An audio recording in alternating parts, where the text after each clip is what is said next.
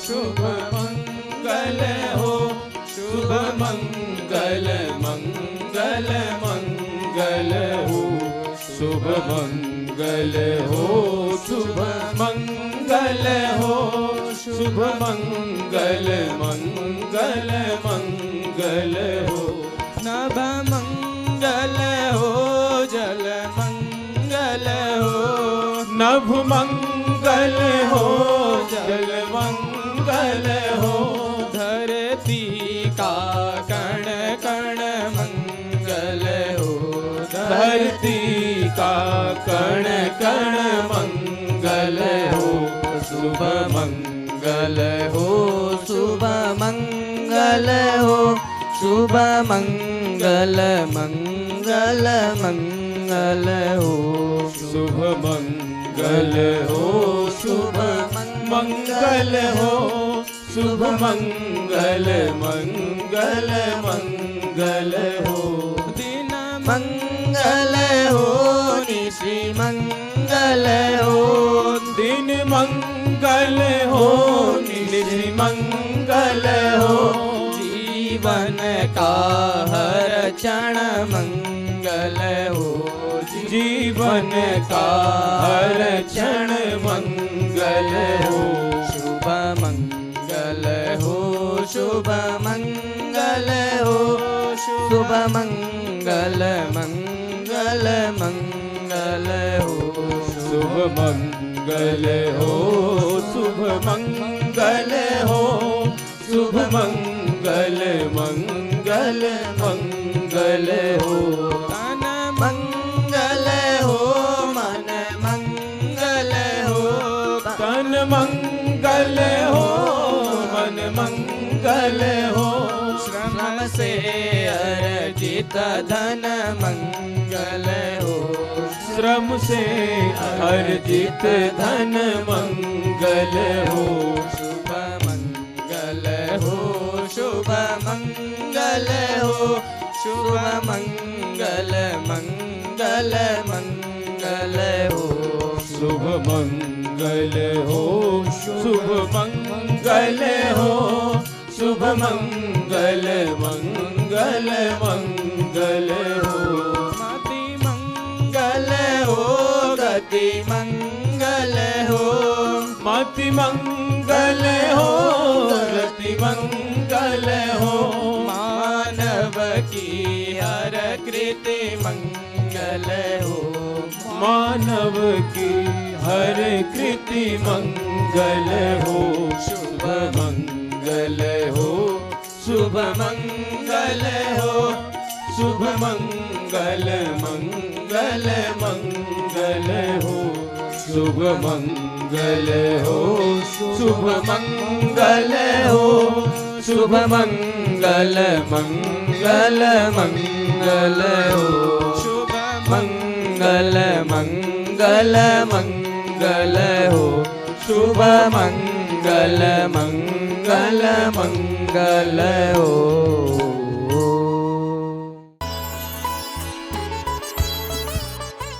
हम लोग यानी सुभारती टीवी की टीम श्री कल्याणिका देवस्थानम कनरा डोलमर पहुंच चुकी है।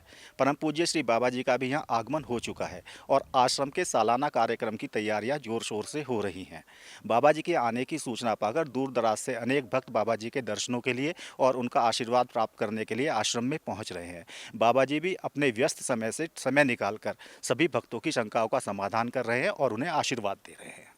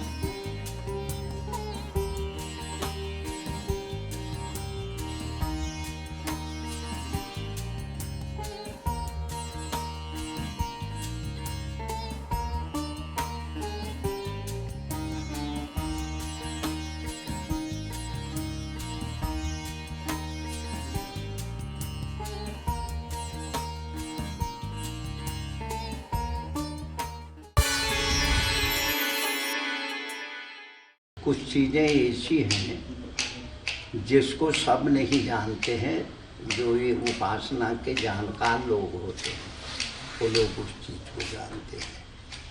तो ठीक है, आप लोग तो इसको श्रद्धा से पूजो, इसमें कोई वह नहीं, पर जब आप कहेंगे हम उस आश्रम से खरीदें जहाँ श्री यंत्र का मंदिर है, तो आपको तो वो कुछ कहेंगे नहीं, वो सारा दोष हम लोगों पे देंगे। और आप लोग कहाँ से इसको लिए, जब ये बताएंगे तो वो लोग ये नहीं समझे कि आप दुकान से लिए, क्योंकि दुकान कोई कहीं पे भी खोल लेता है, कोई किसी का प्रतिबंध तो है नहीं। समझ में आया ना, सारा दोष संस्था के ऊपर आता है। तो आजकल एक हर जगह पे बाजार में श्री यंत्र का बहुत अधिक बोलबाला है। इसमें आदमी लोग सब श्री विद्या के पीछे पागल बने हुए हैं। तो ये होता है समय के अनुसार। एक पहले हर 10-15 साल में एक जो प्रकृति के अंदर लेयर बदलता है, इस समय श्री यंत्र का वो चल रहा है। इससे पहले काली का चलता था। शाक्त उपासना में अलग अलग 10 महाविद्याएं जो हैं उनकी चर्चा होती है, समय समय बदलता है। अच्छा, जनता एक तो खोज नहीं करती है कौन इसका जानकार है, कौन इस कर्म को करता है। अगर ये जो है मसाले की दुकान में कपड़ा ढूंढने को जाओगे तो कहाँ मिलेगा, वो तुम पे हंसेगा, है कि नहीं। श्रद्धा आप लोगों की बहुत उत्तम है। तो ये जो है यंत्र का महात्मा है, ये जो चाहता है वो वैसा ही बनाए दे रहा है और बाजार में डाल रहा है, और कोई इसके पीछे पूछने वाले नहीं। ये है असली श्री यंत्र। ये छोटा आकार का है, ये बिंदु है, ये त्रिकोण है, ये वसुकोण कष्ट है, वसुकोण है, जो सारे युग्मम, ये 10 युग्मम माने डबल, ये 10 रेखाएं हैं। ये है फिर धरणी, दत्तात्रेयम, अष्टदल पद्म, षोडशदल पद्म, फिर वृत्तत्रयम, ये 3 आकार, धरणी, सदनत्रयम, 1 2 3, श्री चक्र राजमुदितम पर देवता है। ये हर तरह से ठोस होता है। इसमें इसका वजन देख,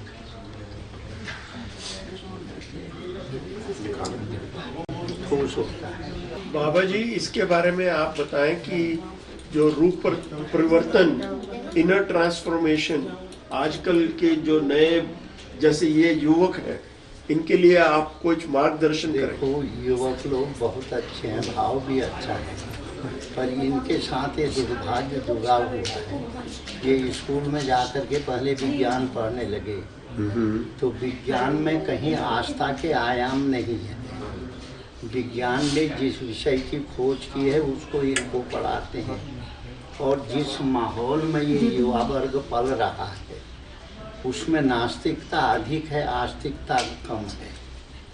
अच्छा, जब औरों को छोड़ दीजिए, तुम्हारे ही बच्चे जब इस तरफ होंगे, जब तुम बैठ करके थोड़ी अगरबत्ती जला करके, ज्योति जला के पूजा करो, कहेंगे ये तो पाखंडी हैं, इनको कुछ नहीं आता है। इस तरीके का समाज में वातावरण निर्मित हुआ है। ठीक कैसे होगा? ठीक ऐसे होगा जब अभिभावकों में भी समझदारी विकसित होगी, और बच्चों को बच्चेपन से ही हमारी जो सनातन संस्कृति है, विश्व में एक संस्कृति जो भारतीय संस्कृति है, ये विज्ञान पूरक भी है और यही सत्य भी है। आज जो भी जो है विदेशों में इसका अनुसंधान हो रहा है, खोज हो रही है, वो आधार भारत को ले रहे हैं, भारतीय आधार पे ही वो लोग चल रहे हैं। किंतु दुर्भाग्य भारतवासियों का ये है कि हमारे यहाँ मास्टर अधिक हैं, विद्यार्थी कम हैं। समझ में आया ना। हर व्यक्ति, अब आपने ये श्री यंत्र लिए, घर में कहेंगे प्रमाणिक श्री यंत्र है, हम इसकी पूजा, फिर कल को तुम ही आचार्य बन करके दूसरे को समझाने लगोगे। समझ में आया ना। कुछ चीज़ें ऐसी हैं, इसमें हमारी अल्पज्ञता और अंधविश्वास, ये दोनों हमको जो है यानी यथार्थता की ओर जाने में ये बात। ठीक बात। तो सनातनी शिक्षा को कैसे बढ़ाया जाए? जो हमारे शास्त्रों में लिखा गया है, हम शास्त्र की कम मानते हैं और लोगों की सुनी सुनी बातों को अधिक मानते हैं, और हम भीड़ तंत्र को देखते हैं। जहाँ भीड़ बहुत इकट्ठी है उसको बिना सोचे सोचे विचारे हम प्रमाण दे देते हैं कि ये सिद्ध हो गया, इस विद्या का सिद्ध है। और ये प्रकृति के अंदर एक लेयर चलता है। इससे पहले महाकाली का लेयर चला था। जो बुढ़े होंगे, अगर उस समय अगर अध्यात्म के प्रति आपकी थोड़ी बहुत रुचि होगी तो उस समय काली की उपासना ये लेयर चला प्रकृति में। पर आजकल श्रीयंत्र का लेयर चल रहा है। सब श्रीयंत्र के विद्या को जानना चाहते हैं, सब लोग उसको करना, पर अपने हृदय को, अपने मानसिकता को, अपनी आस्था को पहले दृढ़ नहीं करते। फिर थोड़े दिनों के बाद जो है, जब उन्होंने जो सुना था वो उनको नहीं दिखा, तो फिर कहेंगे ये कुछ नहीं, वो झूठ बोल रहा था, ये झूठ है। ये नहीं सोचते हैं कि हमने उसको ठीक से समझा नहीं। इसीलिए हमारे यहाँ पे शिक्षा का, उपासना पद्धति का एक बहुत बड़ा महत्व माना गया है। गुरुर्देवो महेश्वरः, गुरुः साक्षात् परब्रह्म, तस्मै श्री गुरवे नमः। आइए 3 बार हम सभी लोग समवेत स्वर से ओम का उच्चारण करेंगे। कमर मेरुदंड सीधा, श्वास भरना है और ओंकार ध्वनि करनी है।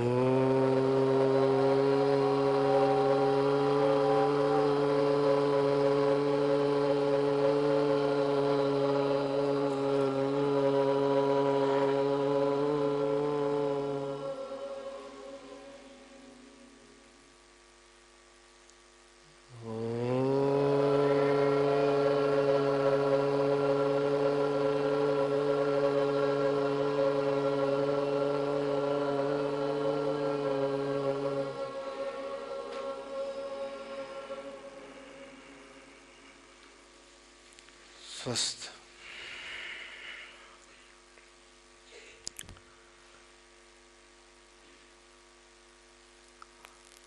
हम आप सभी लोगों का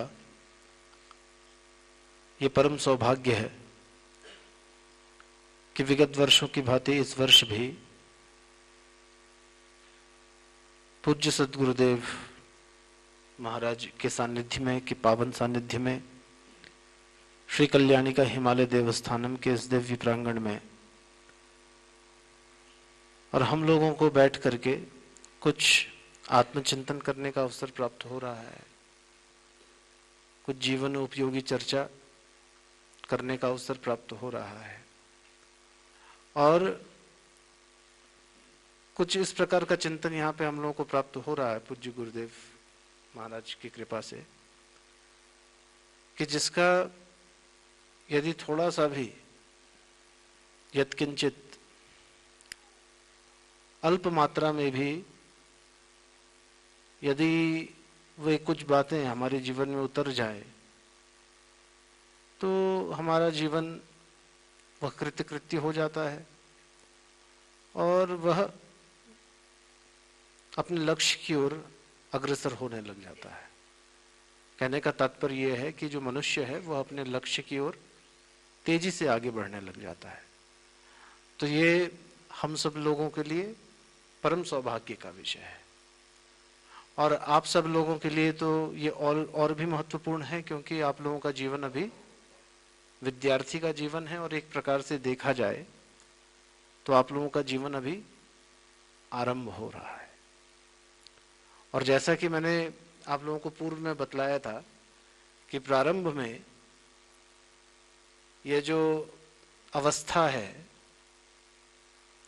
जिसको हम लोग किशोरावस्था या बाल्यावस्था भी कहते हैं, कि ये हमारे जीवन का, और इसमें जो हमारे जो जीवन के लिए जो महत्वपूर्ण जो कार्य हैं, जो जो हम लोग जो विद्या अध्ययन का कार्य करते हैं विद्यार्थी होने के नाते, तो ये जो समय होता है ये एक प्रकार से हमारे संपूर्ण जीवन के लिए एक फाउंडेशन का कार्य करता है, एक नींव की तरह होता है। और फाउंडेशन जितना मजबूत होगा, नींव जितनी मजबूत होगी, जीवन हमारा उतना ही सुदृढ़, सुव्यवस्थित, मजबूत रहेगा और हम जीवन में उतने ही विकसित हो पाएंगे। अब जब हम विकसित होने की बात करते हैं तो मैं थोड़ा सा संदर्भ लेता चलूं, क्योंकि कुछ लोग नए नए जुड़ते रहते हैं। तो हम लोगों का जो चिंतन चल रहा था वो मानवीय जीवन के विकास का ही चिंतन था, जिसमें हम लोगों ने कहा था कि दुर्लभम त्रयमे वैतद देवानुग्रह हेतुकम मनुष्यत्वम मुमुक्षुत्वम महापुरुष संशय, कि तीन बातें बड़ी दुर्लभ हैं इस संसार में और इस बात को सभी लोग एक मत से स्वीकारते हैं। और वो तीन बातें कौन कौन सी हैं? तो कहा मनुष्यत्व, मुमुक्षुत्व और महापुरुष संशय, कि मनुष्यता, क्योंकि ये देखा जाता है कि मनुष्य का शरीर धारण करके भी कई लोग मनुष्यत्व का विकास नहीं कर पाते।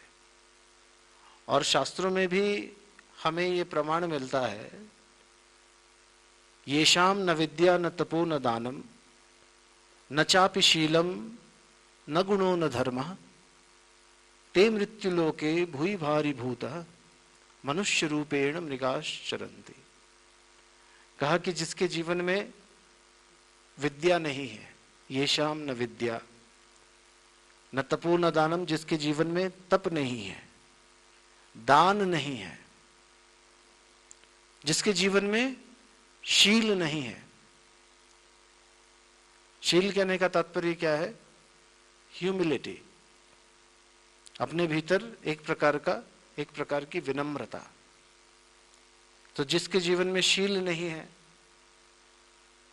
न गुण है, न धर्म का आचरण है, तो ऐसे लोगों के लिए क्या कहा? ते मृत्यु लोके भूरि भारी भूता, कि वो मृत्यु लोक में, यहां पर मृत्यु लोक कहा है इस पृथ्वी के लिए, कहा कि इस पृथ्वी लोक में, इस पृथ्वी के लिए वे लोग एक प्रकार से भार के समान है। और वो मनुष्य के रूप में होते हुए भी, देखिए ये बात विचार करने योग्य है, वे मनुष्य रूप में होते हुए भी मनुष्य रूपेण मृगाश्चरन्ति, कि है तो उनका मनुष्य का रूप, देखने में एकदम मनुष्य जैसे हैं, परंतु है जीवन एकदम पशुवत। और यही समय होता है, यह जो आप लोगों का जो समय है, यही समय होता है जिस समय हम अपने जीवन की आधारशिला को मजबूत करते हैं। क्योंकि यदि ये समय हम चूक गए तो ये समय वापस आने वाला नहीं है। तो इसीलिए ये हम लोगों का परम सौभाग्य है कि हम लोगों को संस्कार के रूप में वे बातें सुनने को मिल रही हैं, उन बातों का हम अध्ययन कर रहे हैं, जिसके लिए एक प्रकार से कहा जाता है हमारे यहाँ शास्त्रों में कि देवता भी तरसते हैं महाराज। जैसे कि पूज्य गुरुदेव ने बतलाया था कि ऐसा है कि ये सुर दुर्लभ है, बड़े भाग मानुष तनु पावा, कि जो मनुष्य का जीवन है ये सुर दुर्लभ है, मतलब कि ये देवताओं के लिए एक प्रकार से, देवताओं के लिए भी दुर्लभ है। और एक जगह तो हम लोगों को श्लोक मिलता है, उसमें कहते हैं गायन्ति देवा किल गीतकानि धन्यास्तुते भारत भूमि भागे स्वर्गाप वर्गास्पद मार्ग भूते भवन्ति भूयः पुरुषः सुरत्वात्। यहाँ कह रहे हैं कि देवता लोग भी गायन करते हैं, गायन्ति देवा किल गीतकानि, वे लोग गीत गाते हैं। किसके विषय में? कैसे गीत गाते हैं इस धन्य दिव्य भारत भूमि के विषय में, और कहते हैं कि ये भारत भूमि ये दिव्य है, और वे प्रार्थना करते हैं, गीत गाते हैं कि हमें भी इस भारत की भूमि में जन्म लेने का, मनुष्य के रूप में जन्म लेने का अवसर प्राप्त हो। क्यों? क्योंकि ये क्या करता है? ये सांसारिक भौतिक सुखों के साथ साथ अपवर्ग को भी प्रदान करने वाला होता है, स्वर्ग और अपवर्ग। क्योंकि जब देवताओं के जब पुण्य क्षीण होते हैं तो उनको वापस मृत्यु लोक में आना पड़ता है। तो उसमें वो कहते हैं कि हमें जो जन्म मिले वो मनुष्य के रूप में मिले, पर मिले भारत की भूमि में, क्योंकि हमें वो संस्कार मिल जाएंगे, हमें वो सुर दुर्लभ गुण मिल जाएंगे, जिन गुणों के परिणाम स्वरूप प्राणी स्वर्ग और अपवर्ग दोनों की ही प्राप्ति कर लेता है। स्वर्ग कहते हैं जो स्वर्ग आदि सुख है, और अपवर्ग कहते हैं मोक्ष को, मुक्ति को, मुमुक्षा को, मुमुक्षुत्व को, अपने भीतर मुक्त होने की दृढ़ जिज्ञासा को। और जब हम मुक्ति की बात करते हैं, मुक्त होने की बात करते हैं, तो हम ये देखते हैं कि वास्तव में मुक्त तो हम तभी होने की बात करेंगे जब हम बंधन में हों। और जैसा कि पहले मैंने आप लोगों को कल बतलाया था उस सूत्र के माध्यम से, जिसमें पतंजलि जी महाराज कहते हैं, परिणाम ताप संस्कार दुखैर गुणवृत्ति विरोधाच दुखमेव सर्वम विवेकिनः। कहते हैं कि जो विवेकी लोग हैं उनके लिए ये संपूर्ण जगत, ये संपूर्ण संसार वास्तव में दुख स्वरूप ही है, वो इसको दुख रूप में ही देखते हैं।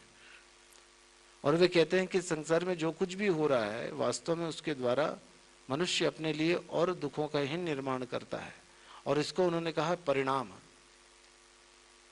क्योंकि जो भी कार्य किए और कार्यों में सफलता या असफलता,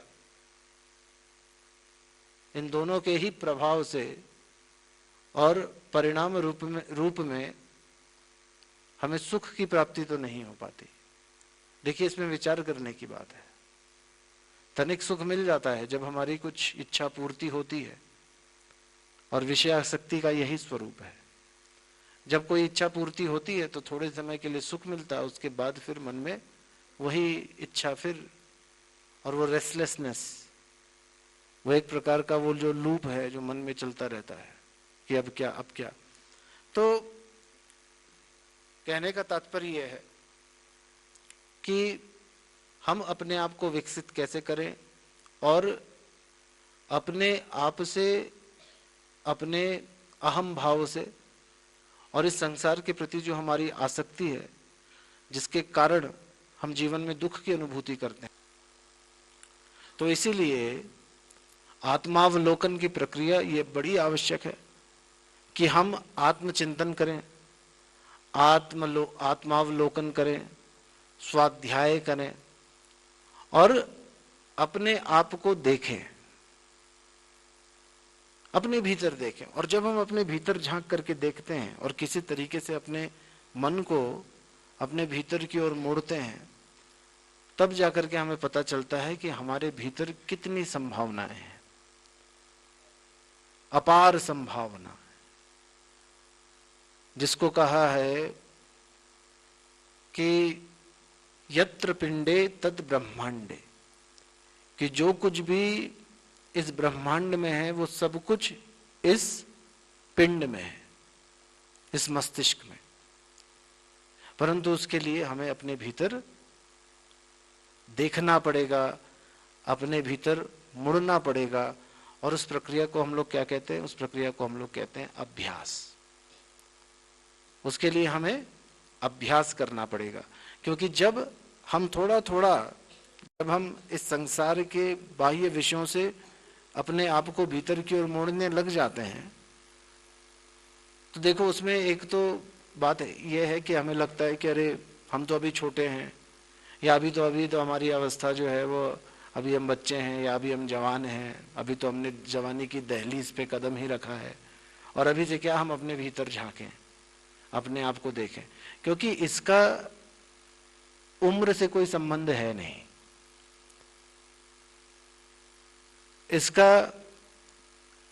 इससे कोई प्रभाव, इससे कोई फर्क नहीं पड़ता कि आप अपनी उम्र के किस पड़ाव पर, किस दहलीज पे खड़े हैं। ये आप कभी भी ये आप कर सकते हैं, और जितना जल्दी हो जाए ये प्रक्रिया प्रारंभ उतना ही अच्छा है, क्योंकि जितना हम जीवन का उपयोग कर सकते हैं फिर हम उसको और अच्छे ढंग से अपने जीवन में उन सब बातों को, उन बातों को जो हम अपने भीतर जा करके, अपने भीतर झांक करके देखते हैं, जो शोध करते हैं, उन शोधों को, उन विचारों को, उस निष्कर्ष को हम अपने जीवन में इनकॉर्पोरेट कर सकते हैं, अपने जीवन में सन्निहित कर सकते हैं। तो यही समय है और इसका उम्र से कोई संबंध नहीं है। तो आप अभी से थोड़ा थोड़ा अपने भीतर देखना जब प्रारंभ करेंगे तो आप पाएंगे कि आपके भीतर संपूर्ण जगत के सारे गुण समाहित हैं, और आप जो चाहें उस रूप में अपने आप को विकसित कर सकते हैं। इस संसार में, इस प्रकृति में परमात्मा ने कमी किसी बात की नहीं रखी है। बात यह है कि हम कितना